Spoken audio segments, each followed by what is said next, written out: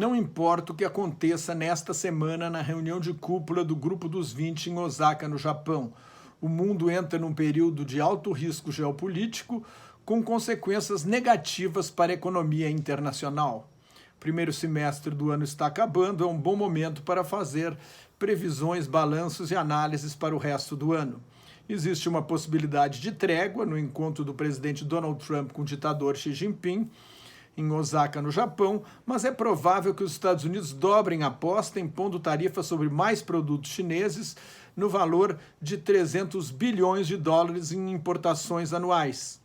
Com os tarifaços anteriores, todas as exportações da China para os Estados Unidos seriam sobretaxadas. A China importa muito menos, 120 bilhões de dólares no ano passado, mas pode retaliar aumentando o subsídio a setores estratégicos e criando dificuldades para as empresas americanas com fábricas na China. Essas medidas tendem a afastar as duas maiores economias do mundo, hoje bastante interligadas.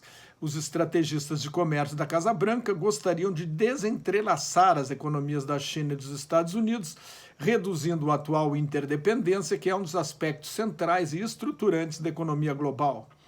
Os Estados Unidos e a China estão engajados numa competição econômica, estratégica, científica, tecnológica e militar pela supremacia mundial, que deve durar décadas. Como é impossível conter a China, parece inevitável que esse país se torne a maior economia do mundo. Os Estados Unidos precisam forjar uma aliança de potências democráticas, como Europa, Índia e Japão, para contrabalançar o poderio chinês. O problema é que Trump aposta em negociações bilaterais, onde acredita que possa obter concessões por causa do poderio americano. Trump gosta desse tipo de negociação direta e despreza os aliados.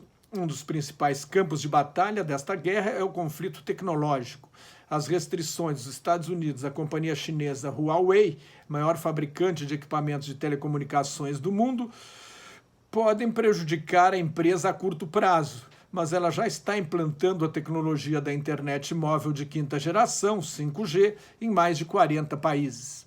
Se a pressão dos Estados Unidos sobre o setor de alta tecnologia da China se acentuar, a tendência é que a China desenvolva a sua própria estrutura completa de telecomunicações, paralela dos Estados Unidos, da produção de microchips a empresas como Google, Facebook e Twitter, que já têm suas versões chinesas. O México enfrenta uma batalha para atender à expectativa do governo Trump no combate à imigração ilegal, um dos temas favoritos do presidente americano em suas campanhas eleitorais. Ao ceder rapidamente às pressões dos Estados Unidos, o México revelou uma vulnerabilidade que certamente será explorada pelo inescrupuloso Trump. A retaliação do Irã, derrubando uma aeronave espiã não tripulada dos Estados Unidos na semana passada, acirrou ainda mais a tensão no Oriente Médio. A República Islâmica ameaça fechar o Estreito de Hormuz, por onde passa 1/3 do petróleo exportado no mundo pelo mar. E retomou o enriquecimento de urânio, carga das bombas atômicas. Tudo que o presidente Donald Trump não quer há 1 ano e 4 meses da eleição presidencial é uma nova guerra no Oriente Médio. Mas sua estratégia de pressão máxima sobre o Irã cria o risco de uma guerra deflagrada por acidente ou erro de cálculo. Alguns analistas entendem que o ataque ao drone foi uma jogada do Irã para atrair a atenção da Europa, que teme uma nova guerra capaz de provocar uma conflagração generalizada no Oriente Médio e uma nova fuga em massa de refugiados rumo ao paraíso europeu. Na Europa, a saída britânica da União Europeia pode ser caótica se Boris Johnson for eleito líder do Partido Conservador e próximo primeiro-ministro britânico. Ele defende uma saída sem acordo em 31 de outubro. A confusão dentro da União Europeia com a Brexit deve estimular o governo populista da Itália a desafiar mais regras do bloco e da zona do euro, aumentando o déficit e a dívida pública, enfraquecendo o sistema bancário e a estabilidade da moeda comum europeia.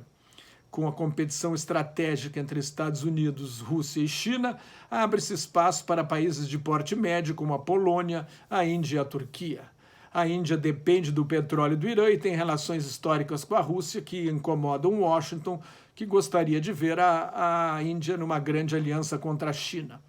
O Brasil pode se beneficiar em curto prazo da guerra comercial entre Estados Unidos e China, por exemplo, vendendo mais soja para os chineses, mas a longo prazo tem a perder com o prejuízo para a economia internacional. O certo é que o mundo vive um momento em que o risco geopolítico será um freio importante ao crescimento da economia mundial. As guerras comerciais dos Estados Unidos contra a China e contra o México reduzem a confiança dos investidores e dos consumidores. A moeda chinesa, o yuan, deve cair para mais de 7 yuans por dólar. Ao que tudo indica, o Banco Central chinês terá de intervir para evitar uma fuga de capitais. O estresse da economia chinesa terá impacto sobre as economias emergentes, que hoje parecem menos atraentes para investimentos do que as dos países ricos.